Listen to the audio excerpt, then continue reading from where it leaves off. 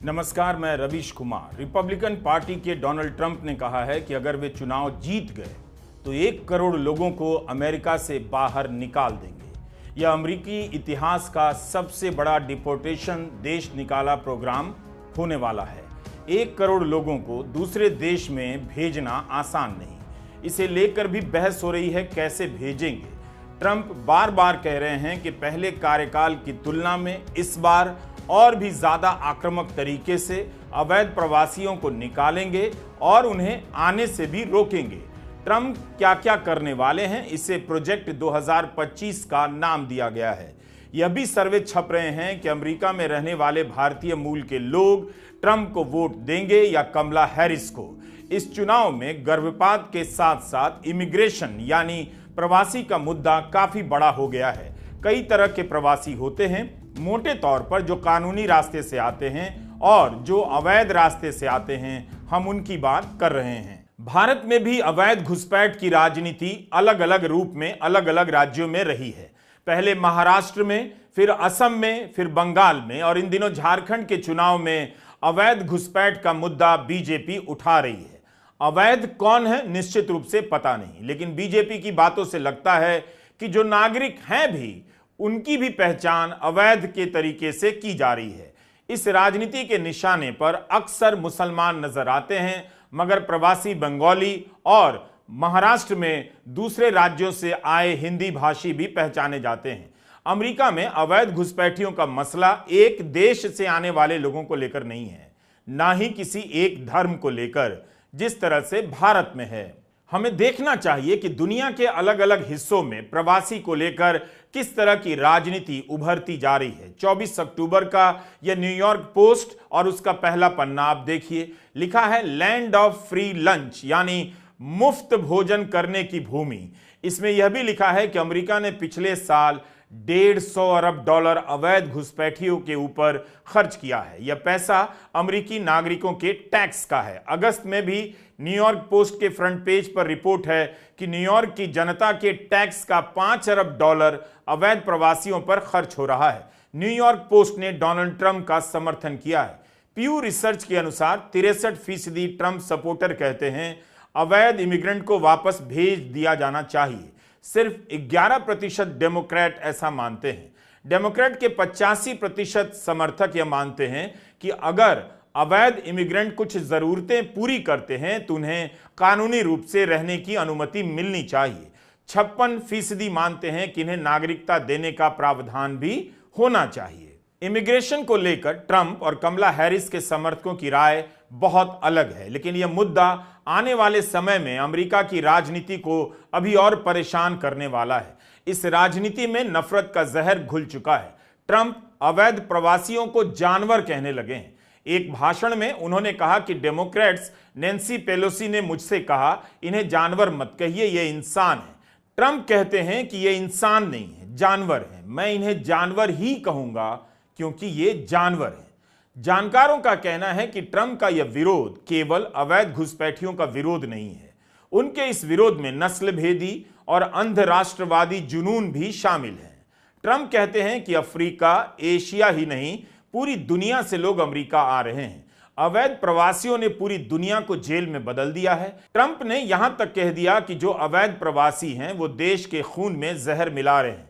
इस वक्त लग सकता है कि ट्रंप अवैध रूप से आने वाले लोगों के खिलाफ बोल रहे हैं, लेकिन इस तरह की पहचान की राजनीति एक दिन उन्हें भी अन्य अदर्स के रूप में निशाना बनाएगी जो इस वक्त वैध रूप से अमेरिका में दूसरे देशों से आकर बसे हैं। भले ही कानून इन प्रवासियों के साथ रहेगा, लेकिन राजनीति की हवा में उन्हें लेकर इतना जहर फैल चुका होगा कि वे अमेरिका में बसकर भी असुरक्षित महसूस करने लग जाएंगे। इस राजनीति का एक और पहलू है। यहां के अरबपति चाहते हैं कि अवैध घुसपैठिया अमेरिका आते रहें ताकि उनसे कम मजदूरी में काम कराते रहें और अपना मुनाफा बढ़ाते रहें।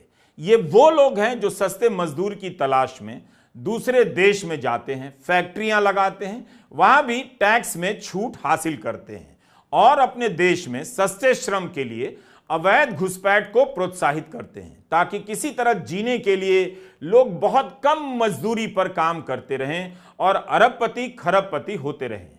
इससे अमेरिका के वर्किंग क्लास की कमाई पर असर तो पड़ता ही होगा। क्या कोई राजनीतिक दल कॉरपोरेट के इन हितों के खिलाफ एक्शन लेगा? अमेरिका की एक खूबी तो है कि किसी भी देश से लोग आकर यहां बस सकते हैं, कुछ भी हासिल कर सकते हैं। अगर नागरिक बन गए तो संसद में भी पहुंच सकते हैं। वहां आप बेहिसाब संपत्ति कमा सकते हैं और आपकी प्रॉपर्टी पर कोई बुलडोजर नहीं चला सकता और ना कब्जा कर सकता है। पैसा कमाकर सुरक्षित महसूस करने का सुख अमेरिका में इतना बड़ा है कि उसके कारण जो लौट सकता है वह भी भारत नहीं लौटता है।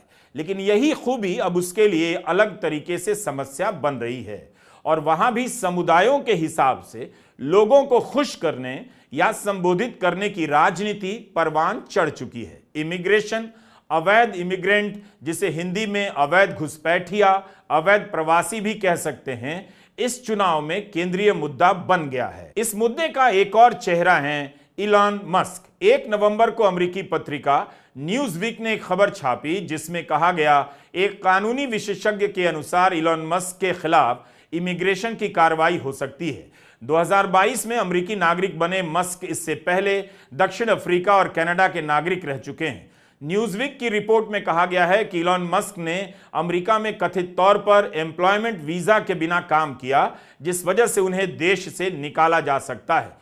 एक कानूनी विशेषज्ञ का कहना है, हमें यह भी ध्यान में रखना चाहिए कि चुनाव के कारण भी यह मुद्दा उठा है। हो सकता है मस्क को अमेरिका से बाहर निकालने का मुद्दा चुनावी स्टंट भी हो। मस्क से प्रोपेगेंडा बताते भी हैं। मस्क ने आधिकारिक रूप से डोनाल्ड ट्रंप का समर्थन किया है, कई करोड़ रुपए का चंदा दिया है और ट्रंप समर्थकों के बीच रोजाना $1 मिलियन की लॉटरी भी चला रहे हैं। मस्क ने अमेरिका के लिबरल मीडिया के खिलाफ मोर्चा खोल दिया है, उसके दावों की जांच करते हैं और झूठ छापने का आरोप भी लगाते रहते हैं। इलॉन मस्क से जुड़ी यह रिपोर्ट सबसे पहले वॉशिंगटन पोस्ट में छपी। इसमें पूर्व बिजनेस सहयोगियों और कोर्ट व कंपनी के दस्तावेजों के आधार पर दावा किया गया कि मस्क ने अमेरिका में अवैध रूप से काम किया था। इसमें यह भी कहा गया कि अमेरिका में काम करने की मस्क की कानूनी दावेदारी इतनी कमजोर थी कि निवेशकों ने उन्हें 45 दिन का अल्टीमेटम दे दिया कि अपनी नागरिकता का निपटारा करें, नहीं तो पैसा नहीं मिलेगा। न्यूज़वीक ने कानूनी विशेषज्ञों से बात कर लिखा है कि अगर मस्क के खिलाफ अमेरिका में गैर कानूनी रूप से काम करने के आरोप साबित हो जाते हैं तो उन्हें वापस भेजा जा सकता है और अगर नागरिकता पाने के समय उन्होंने अवैध रूप से किए काम का ब्यौरा नहीं दिया तो सैद्धांतिक रूप से उनकी नागरिकता छीनी भी जा सकती है। इस रिपोर्ट पर मस्क ने ट्वीट करते हुए कहा कि बहुत से लोग अभी भी मेरी इस बात का यकीन नहीं करते कि 5 नवंबर को अगर डेमोक्रेट्स जीत गए तो मुझे बर्बाद करने के लिए जो भी कर सकते हैं वो करेंगे।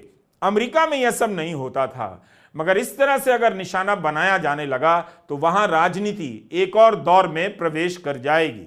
इमिग्रेशन के मुद्दे पर मस्क खास तौर पर ट्रंप के समर्थक हैं। बीबीसी ने एक विश्लेषण किया है, जब से मस्क ने ट्रंप को अपना समर्थन दिया है तब से लेकर अब तक उनके 8000 ट्वीट की जांच की गई है और पता लगाने की कोशिश की गई है कि मस्क सबसे ज्यादा किस बारे में ट्वीट करते हैं।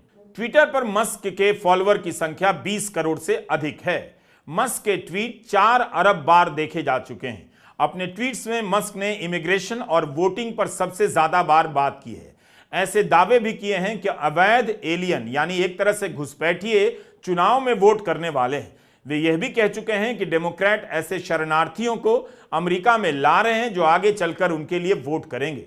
मगर इस बात को लेकर लिबरल और कंजर्वेटिव दोनों खेमों ने जांच की और पाया कि अमेरिकी राष्ट्रपति चुनाव में गैर नागरिक के वोट करने की गुंजाइश बहुत कम है। जुलाई से लेकर अब तक मस्क ने 22 बार कहा है कि दूसरे देशों से इमिग्रेंट बुलाकर डेमोक्रेट अपने लिए वोट पड़वाएंगे। बीबीसी लिखता है कि मस्क जानबूझकर गोलमोल बातें करते हैं ताकि यह साफ ना हो कि इस चुनाव की बात कर रहे हैं या आने वाले चुनावों की। वे जिन आंकड़ों को ट्वीट करते हैं उनके स्रोत सटीक नहीं है। आधिकारिक आंकड़ों में स्विंग स्टेट में रिपब्लिकन और डेमोक्रेटिक सरकार के दौरान शरणार्थियों की संख्या तकरीबन बराबर ही मिलती है, मगर मस्क बढ़ा चढ़ाकर आंकड़े पेश करते हैं।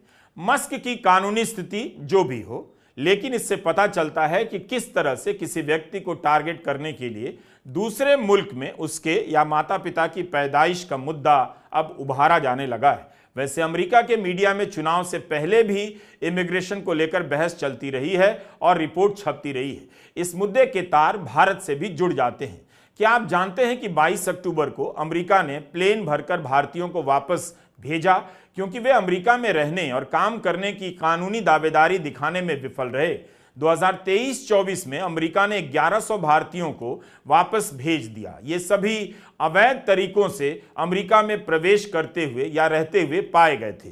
अक्टूबर 2023 से सितंबर 2024 के बीच का एक और आंकड़ा मीडिया में छप रहा है। इस एक साल के भीतर अमेरिकी बॉर्डर एनफोर्समेंट ने 90,000 से अधिक भारतीयों को गिरफ्तार किया है। हर घंटे औसतन एक भारतीय गिरफ्तार हुआ है। खास तौर पर गुजरात से आने वाले लोग गिरफ्तार हुए हैं। 43,000 से अधिक गिरफ्तारियां अमेरिका कनाडा बॉर्डर पर हुई हैं। यानी भारतीय मैक्सिको के मुकाबले कनाडा से प्रवेश करना ज्यादा पसंद करते हैं। मीडिया का यह युग है। अमेरिका प्लेन भरकर भारतीयों को वापस भेज रहा है। ना तो उस जहाज का कोई वीडियो दिखता है, ना वापस आने वाले भारतीय का इंटरव्यू दिखता है, ना उस सीमा पर भारत का कोई कैमरा या चैनल का कोई कैमरा दिखता है जहां से भारतीय कनाडा की सीमा से अमेरिका में प्रवेश करते हैं। तो आप कितना कुछ नहीं भी देख पाते हैं, जबकि इस देश में इतने अखबार और चैनल हैं। ट्रंप अगर जीत गए तो 1 करोड़ लोगों को अमेरिका से निकालेंगे। यह कितना बड़ा मानवीय संकट हो जाएगा। और इस राजनीति के प्रभाव में दुनिया के दूसरे हिस्सों में जो राजनीति शुरू होगी वो अलग से देखिए। भारत में कई प्रकार के छोटे छोटे ट्रंप घूम रहे हैं। आए दिन वैध नागरिकों को अवैध होने का डर दिखाते रहते हैं। डोनाल्ड ट्रंप ने कहा है कि जीतने के बाद 1798 का एलियन एनिमीज एक्ट लागू करेंगे और अमेरिका के इतिहास का सबसे बड़ा देश निकाला कार्यक्रम शुरू किया जाएगा।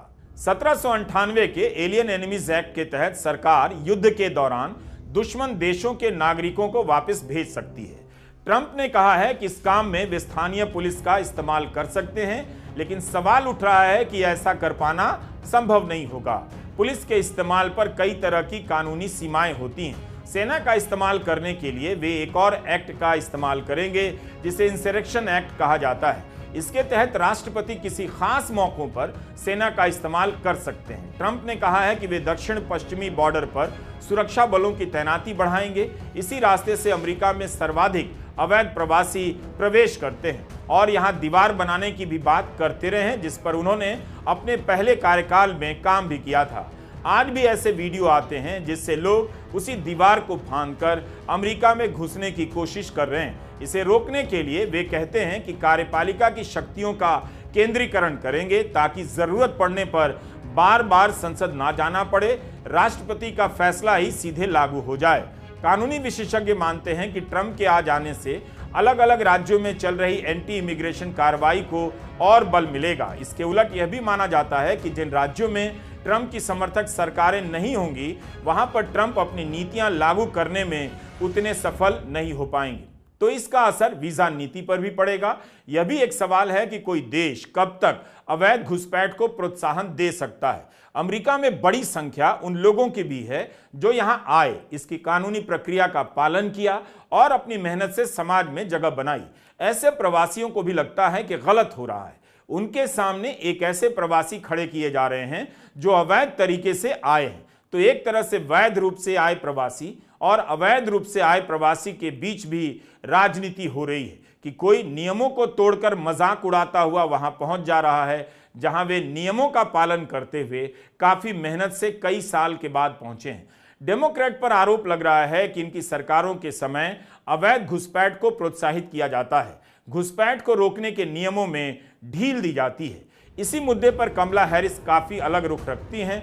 उन्होंने कहा कि वे बॉर्डर सुरक्षा में निवेश बढ़ाएंगी, योग्य प्रवासियों के लिए कानूनी रास्ते की प्रक्रिया को सरल बनाएंगी, प्रवास के मूल कारणों पर ध्यान देंगी, इमिग्रेशन की प्रक्रिया को और पारदर्शी बनाएंगी और संसद व कोर्ट के दायरे में रहकर काम करेंगी। हैरिस के बारे में कहा जाता है कि उनकी नीतियों के चलते अमेरिका में 10 लाख से अधिक अवैध शरणार्थी वैध बनकर लौट सकते हैं। प्यू रिसर्च के अनुसार इस समय अमेरिका में 11 लाख अवैध शरणार्थी हैं। ये कुल आबादी का 3% है और इनमें से 80% अमेरिका में 1 दशक से ज्यादा समय से रह रहे हैं। बाइडेन हैरिस के कार्यकाल के दौरान अवैध शरणार्थियों की संख्या में बढ़ोतरी देखी गई। कमला हैरिस 10 लाख अवैध प्रवासियों को वैध बनाने की बात करती हैं, तो ट्रंप और उनके समर्थकों का आरोप है वोट के लिए यह सब किया जा रहा है ताकि हमेशा डेमोक्रेट्स को वोट मिलता रहे। मस्क भी यही बात कहते हैं। लेकिन क्या इस मामले में ट्रंप जो कह रहे हैं वो भरोसे के लायक है? इस समस्या का कुछ अलग समाधान करता है? 31 अक्टूबर के वॉल स्ट्रीट जर्नल में एक लंबी रिपोर्ट छपी है। इसके अनुसार ट्रंप वादा तो कर रहे हैं कि अवैध घुसपैठ को रोक देंगे, लेकिन पर्दे के पीछे उनके सलाहकार और सहयोगी इसकी भी योजना बना रहे हैं कि वैध तरीके से आने वाले लोगों को भी रोका जाए, उनकी संख्या सीमित की जाए। अगर ऐसा हुआ तो यहां की कंपनियों को विदेश से आने वाले कर्मचारी मिलने कम हो जाएंगे। सॉफ्टवेयर सेक्टर में अलग अलग देशों से लोग अमेरिका आकर काम करते हैं। वॉल स्ट्रीट जर्नल ने लिखा है ट्रंप जीत कर आए तो दूसरे देशों से आने वाले शरणार्थियों पर रोक के अलावा ऐसे प्रवासियों पर प्रतिबंध लगाया जा सकता है जिनकी आमदनी कम है। ऐसे लोग जो विकलांग हैं या उन्हें अंग्रेजी नहीं आती, उन पर भी रोक लग सकता है। ऐसे लोगों पर प्रतिबंध लगाने से सरकार का अवैध प्रवासियों पर जो खर्चा है वो कम होगा। वॉल स्ट्रीट जर्नल ने लिखा है कि पहले भी ऐसी नीतियां लाने की कोशिश की गई पर कानून पास नहीं हो सके, मगर इस बार हर तरह की खामियों को ध्यान में रखकर तैयारी की जा रही है। ट्रंप के कैंप की ओर से कहा जाता है कि वे कानूनी रूप से किए गए इमिग्रेशन के विरोध में नहीं है, मगर उनकी बातों से डर तो रहता है कि वे वीजा की संख्या पर रोक लगा देंगे। तब क्या होगा? तब उसका असर भारत पर भी पड़ेगा। बाइडेन के राष्ट्रपति बनने के बाद बॉर्डर पार करने की कोशिश करने वाले 64 लाख लोगों को रोका गया, ऐसा दावा किया जाता है। कई लाख मामले अभी भी लंबित हैं जिनमें शरण या नागरिकता की मांग की जा रही है। इससे पूरे सिस्टम पर बोझ बढ़ गया है। ट्रंप के 1 करोड़ लोगों को दूसरे देशों में भेजने के प्लान के बारे में कहा जा रहा है कि इससे अमेरिकी नागरिकों के और भी टैक्स पेयर के पैसे खर्च होने लग जाएंगे। अब सवाल आता है कि भारतीय मूल के अमेरिकी नागरिक यानी जो इमिग्रेंट्स हैं, लीगल इमिग्रेंट्स, किसे वोट करेंगे? ट्रंप और कमला हैरिस भारतीय वोटरों को लुभाने के लिए अलग अलग तरीके से प्रचार कर रहे हैं। ट्रंप ने भारत को लेकर बयान दिया है, बांग्लादेश में हिंदुओं की प्रताड़ना के खिलाफ बोला है। दूसरी तरफ कमला हैरिस अपने बचपन की तस्वीरें ट्विटर पर डाल रही हैं, यादें साझा कर रही हैं कि उनकी मां कम उम्र में ही अमेरिका आ गई थीं। अमेरिका में मैक्सिको अमेरिकी समुदाय के बाद सबसे बड़ा प्रवासी समुदाय भारतीयों का है। यहां भारतीय मूल के 52 लाख लोग अमेरिका में रहते हैं और मीडिया रिपोर्ट में पता चला कि इनमें से 26 लाख इस चुनाव में वोट डाल सकते हैं। कार्नेगी फाउंडेशन ने एक सर्वे में पाया है कि जो बाइडेन के मुकाबले कमला हैरिस को अमेरिकी भारतीय समुदाय से कम वोट मिलने वाला है। इस समुदाय के 61% लोगों का कहना है वे हैरिस को वोट करेंगे, मगर 2020 के चुनाव में 65% लोगों ने कहा था वो बाइडेन को वोट करने वाले हैं, यानी 4% की कमी आ गई है। 2020 में 56% भारतीय अमेरिकी खुद को डेमोक्रेट मानते थे, अब सिर्फ 47% ही डेमोक्रेट होने का दावा करते हैं। दैनिक भास्कर में मोहम्मद अली ने लिखा है कि कैलिफोर्निया के सिलिकॉन वैली में टेक पेशेवर के बीच कमला हैरिस लोकप्रिय हैं। भारतीय टेक पेशेवर ने कमला के लिए 458 करोड़ का फंड जुटाया है। पहली बार यहां से किसी डेमोक्रेट उम्मीदवार को समर्थन मिल रहा है। लेकिन अनाहिता मुखर्जी ने स्क्रोल के लिए रिपोर्ट किया है कि कैलिफोर्निया का सिलिकॉन वैली में लोगों का कहना है कि यहां रहने वाले लोग अवैध प्रवास के मुद्दे पर ट्रंप के साथ हैं, मानते हैं कि इसे रोकने की जरूरत है। इनमें बढ़ते अपराध को लेकर चिंता है। टैक्स के मुद्दे पर भी इन्हें ट्रंप की नीति पसंद है क्योंकि कम टैक्स लगेगा। वे मानते हैं कि हैरिस को सिर्फ उनके भारतीय मूल के कारण वोट देना नस्लवादी होगा। यह इलाका आमतौर पर लिबरल रहा है, मगर इस बार यहां के लोग कह रहे हैं आर्थिक नीति, विदेश नीति और इमिग्रेशन के मुद्दे पर वे रूढ़िवादी हैं, कंजर्वेटिव हैं। ट्रंप को नापसंद करते हैं पर मानते हैं यूक्रेन के युद्ध ने अमेरिका के हितों को नुकसान पहुंचाया है। American Union of Civil Liberty ने अपनी वेबसाइट पर ट्रंप की इमिग्रेशन नीतियों का विश्लेषण किया है। ACLU का कहना है ट्रंप अगर इमिग्रेंट को लेकर अपनी नीतियां लागू करना चाहते हैं तब उन्हें संविधान का उल्लंघन करना ही पड़ेगा। अदालतों में फिर चुनौती दी जाएगी। अगर ट्रंप देश निकाला पर अड़ गए तो लाखों लोगों को पहले गिरफ्तार किया जाएगा, उन्हें इमिग्रेशन जजों के सामने पेश किया जाएगा, फिर उन्हें अमेरिका से निकाला जाएगा। हर राज्य में इसकी अलग अलग प्रक्रिया होगी, तबाही आ जाएगी। किसी भी राज्य में इतने बड़े पैमाने पर ऐसा कभी नहीं किया गया है। ट्रंप ने कहा है कि इसके लिए वे होमलैंड सिक्योरिटी फोर्स को भी बढ़ाएंगे। जाहिर है इस पर भी भयंकर रूप से टैक्स पेयर का पैसा खर्च होगा। जिस इमिग्रेशन ने अमेरिका को अमेरिका बनाया है, अब वही उसके लिए राजनीतिक तूफान लेकर आ रहा है। नमस्कार, मैं रवीश कुमार।